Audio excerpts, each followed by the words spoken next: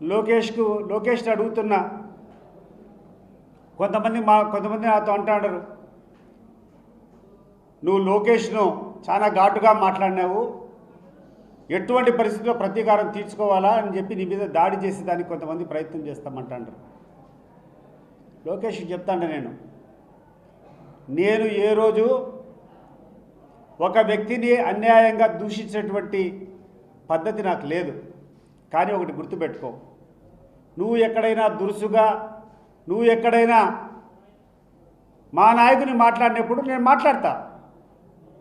మాట్లాడకుండా వదిలిపెట్టే సమస్య లేదు. ఇప్పుడు కాదు, భవిష్యత్తులో కూడా మీరు హుందాగా మాట్లాడండి, మేము హుందాగా మాట్లాడతాం. మీరు హుందాగా సమస్యలపైనే మాట్లాడండి, మేము సమస్యల మీదనే మాట్లాడతాం. దానికి తప్పి మీరు అనుచితమైన వ్యాఖ్యలు చేస్తే అనుచితంగానే ఉంటాయి. మా దగ్గర నుంచి వచ్చినటువంటి రిప్లై, దాని గురించి కాంప్రమైజ్ కాము. మీరు మీ భాష మార్చుకోండి, మేము మా భాష మార్చుకుంటాం. మీరు సరైనటువంటి భాష మాట్లాడకుండా మేము మాట్లాడితే మా మీద కక్ష సాధింపు చేస్తామంటే చేసుకో. ఎవ్వడు ఇక్కడ భయపడేటువంటి పరిస్థితులు లేరు. ఈరోజు మాకు ఈ ప్రజాస్వామ్యం మీద గౌరవం ఉంది, ఈ ప్రజాస్వామ్య వ్యవస్థల మీద గౌరవం ఉంది. కానీ ఈ వ్యవస్థలో ఉన్నటువంటి కొంతమంది ఇక్కడటువంటి అధికారులు చేసేటువంటి తీరు చాలా తీవ్ర దిగ్భ్రాంతి కలిగిస్తూ ఉంది. ఎన్నికల కమిషన్కు అనేక సార్లు మేము చెప్పాం, ఇక్కడ జరుగుతున్నటువంటి పరిస్థితులు వాళ్ళ దృష్టికి తీసుకొని వచ్చాం.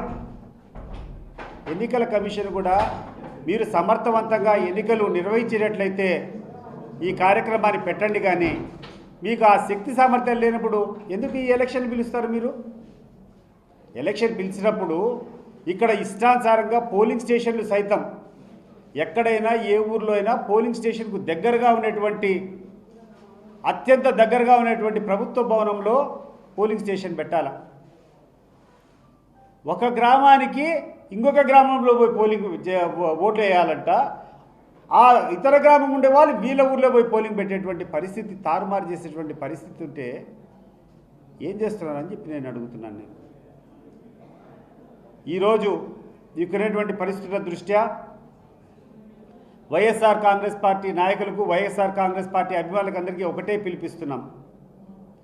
ఎన్నికలు ఎటువంటి పరిస్థితిలో వీళ్ళు అరాచకాలు ఎన్ని చేసినా కూడా మనం స్వచ్ఛందంగా పాల్గొందాం.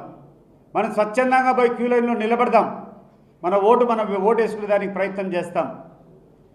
ఈ అరాచకాలు ఆగే పరిస్థితి లేవు. చూస్తూ ఉంటే ఈరోజు కూర్చొని నల్లపరెడ్డిపల్లిలో భాస్కర్ రెడ్డి, రాము వీళ్ళందరినీ తీసుకొని వచ్చిన పరిస్థితి చూస్తూ ఉంటే, వీళ్ళు పెట్టేటువంటి తప్పుడు కేసులు చూస్తూ ఉంటే, వాళ్ళని ఎవరిని ఒక స్థాయిలో వాళ్ళందరినీ కూడా ఏదో రకంగా ఇబ్బంది పెట్టేటువంటి పరిస్థితి స్పష్టంగా కనబడుతున్నాయి. జగన్మోహన్ రెడ్డి గారి మీద అభిమానులైనటువంటి ప్రతి ఒక్కరికి చెప్తున్నాను, ఈ ఎన్నికలు ఒక ఛాలెంజ్గా తీసుకోండి. ఈ ఎన్నిక పులివెందుల పౌరుషానికి, ఈరోజు ఉన్నటువంటి ఈ లోకేష్ అహంకారానికి, ఈ రెడ్ బుక్ అహంకారానికి జరుగుతున్నటువంటి పోరు.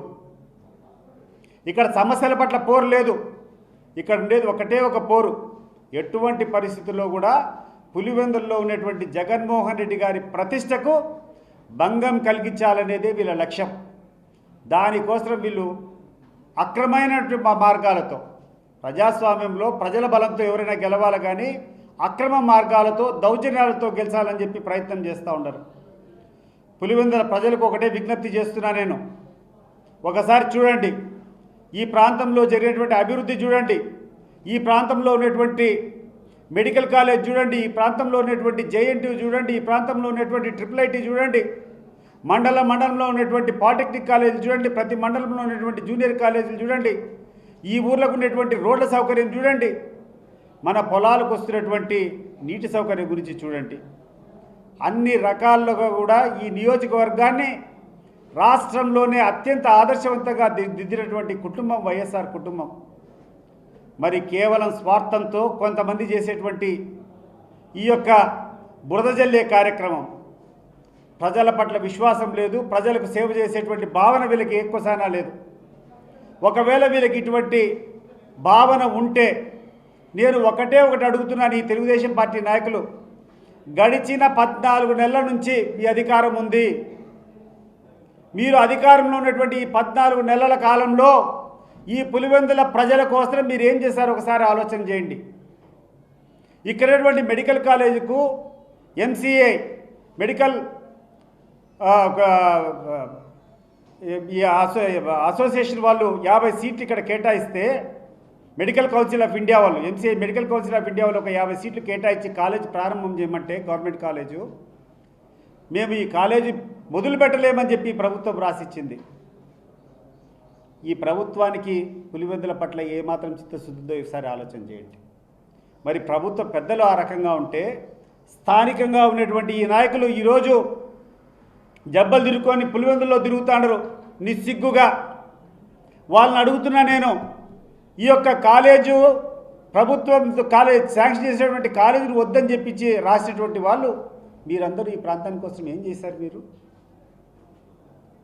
ఈ కాలేజు అన్యాయంగా మూసేస్తున్నారు, ఈ మా ప్రాంతానికి ఇది మీరు ఎటువంటి పరిస్థితుల్లో కూడా దీన్ని శాంక్షన్ చేయాలి సార్, దీన్ని నడపాలని చెప్పి మీరు కోరాల్సింది పోయి ఒక్కడ ఒక మాట మాట్లాడండి అని చెప్పి నేను అడుగుతున్నాను. ఈ జిల్లా నాయకులందరినీ అడుగుతున్నా నేను, పులివెందుల మెడికల్ కాలేజ్కి సంబంధించి ఈ యొక్క సీట్లు వద్దు అని చెప్పేసి ఈ కాలేజీని నడపకుండా ఆపినప్పుడు మీ ప్రతిస్పందన ఏంది అని చెప్పి నేను అడుగుతున్నా. ఈ ప్రాంతంలో ఉన్నటువంటి ఇరిగేషన్ ప్రాజెక్ట్స్, ఈ ప్రాంతంలో ఉన్నటువంటి రోడ్లు, ఈ ప్రాంతంలో ఉన్నటువంటి అభివృద్ధి కార్యక్రమాలన్నీ గడిచిన 14 నెలల నుంచి ఎక్కడన్నా ఒక క్యూబిక్ మీటర్ కాంక్రీట్ వేశారా? ఎక్కడైనా ఒక క్యూబిక్ మీటర్ మట్టి తీసి పక్కన వేశారా? ఇక్కడ పనులు చేసేటువంటి కాంట్రాక్టులకు ఎక్కడైనా పేమెంట్లు ఇచ్చారా అని చెప్పి నేను అడుగుతున్నా. గాలేరు నగరి సుజల స్రవంతి జిఎన్ఎస్ఎస్ నుంచి హెచ్ఎన్ఎస్ఎస్ లింకు, అది రాయలసీమలో ఉన్నటువంటి చిత్తూరు జిల్లా ముఖ్యంగా చంద్రబాబు నాయుడు నియోజకవర్గం వరకు నీళ్లు పోవాలా. దారిలో ఉన్నటువంటి అన్నమయ్య జిల్లా అంతా బారుతుంది. కానీ ఆ స్కీము ఈ 14-15 నెలల నుంచి ఒక తట్టడు మట్టి తీసి పక్కనేలే. దాని గురించి ఏమైనా పోరాడినారా? ఈ స్థానిక నాయకులు నేను అడుగుతున్నా. ఈరోజు ఎన్నికల్లో పోటీ చేసేటువంటి నాయకులను, వీళ్ళకు మద్దతుగా వచ్చేటువంటి నాయకులు నేను అడుగుతున్నా, దీని గురించి మీరు ఎక్కడైనా ప్రస్తావన చేశారా అని చెప్పి నేను అడుగుతున్నా. పులివెందుల నియోజకవర్గంలో గండి ఆలయం ఉంది, కావాలని చెప్పి నత్తనడక నడిపిస్తున్నారు. ఈ టైంకంతా ఈరోజు బ్రహ్మాండమైనటువంటి ఉత్సవాలు, గండివారాలంటే శ్రావణ మాసం వచ్చినప్పుడు బ్రహ్మాండంగా జరుగుతాయి. ఈ ఉత్సవాలకంతా ఆ టెంపుల్ ఎప్పుడో పూర్తి కావాల్సింది, కావాలని చెప్పి లేట్ చేస్తున్నారు. దేనికి? మీకు సంబంధించినటువంటి వ్యక్తి చైర్మన్ అయినంత వరకు దాన్ని ఓపెన్ చేయకూడదని చెప్పి. వేంపల్లిలో మా రోడ్లన్నీ తవ్వి పెట్టినారు. ఈరోజు వేంపల్లి టౌన్లో పోయి చూడుకోండి. ఆ రోజు ప్రారంభమైనటువంటి పనులు, సైడ్ కాలువలు అయిపోయినాయి, డ్రైనేజెస్ అంతా అయిపోయినాయి. పనులు చేయాలంటే ఇంతవరకు ఒక క్యూబిక్ మీటర్నా కాంక్రీట్ వేశారా? దీంట్ల మీద మీరు పోరాటం చేయకుండా, దీంట్ల మీద మీరు స్పందించకుండా నాకు అర్థమే కావడంలో అసలు ఏ ధైర్యంతో వచ్చి మీరు పులివెందుల ప్రజలను ఓట్లు అడుగుతున్నారు? మీరు ఏం మీరు చేశారని చెప్పి పులివెందుల ప్రజలు మీరు ఓట్లు అడుగుతున్నారు? ఇప్పుడు ఏమి చూసి మీకు ఓటు వేయాలా? ఏ అర్హత ఉందని మీకు ఓటు వేయాలి? ఒకసారి ఆలోచించి. దానికి తోడు మళ్ళా ఈరోజు అరాచకాలు, ఒక్కడిని కూడా మనశ్శాంతిగా లేకుండా కూర్చొని మేము ఎట్లయినా గెలుస్తాం, దిగ్గింగ్ చేసి గెలుస్తాం, పత్రికా వాహనాలు కాలిపోతే మాకు సంబంధం లేదు, వాళ్ళే మా మీద దాడి చేసి మళ్ళీ మా మీదనే ఎస్సీ ఎస్టీ కేసులు పెట్టేది.